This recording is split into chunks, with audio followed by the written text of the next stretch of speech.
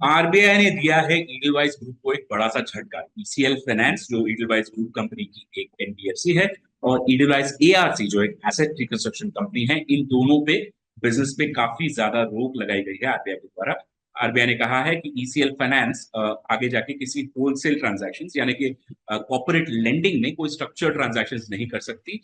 ECL finance सिर्फ repayment और account closure का काम कर सकती है, जहां तक होलसेल अकाउंट्स का सवाल है, यानी कि कॉर्पोरेट अकाउंट्स का सवाल है।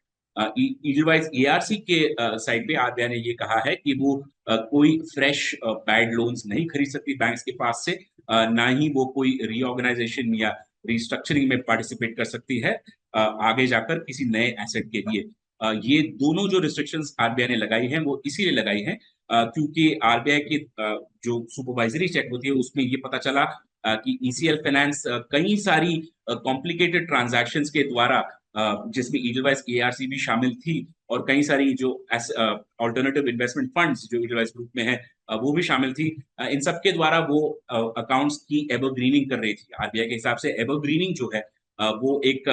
काफी प्रॉब्लमैटिक सिचुएशन है। आरबीआई को वो बिल्कुल भी मंजूर नहीं है कि एवरग्रीनिंग में जैसे एक लोन लेके दूसरा लोन चुकाना, ये काम जो कॉर्पोरेट्स काफी हद तक करते थे ईसीएल फाइनेंस और ईडीवाइज एआरसी के द्वारा, ये काम आरबीआई ने बिल्कुल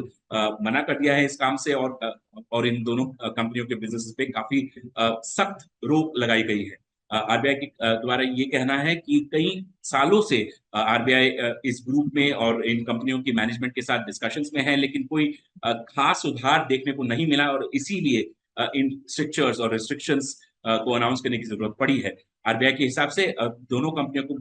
अपनी कंपनी वापस जाके सारे के सारे कंप्लायंस इश्यूज को सॉल्व करना है, अपने अश्योरेंस फंक्शन को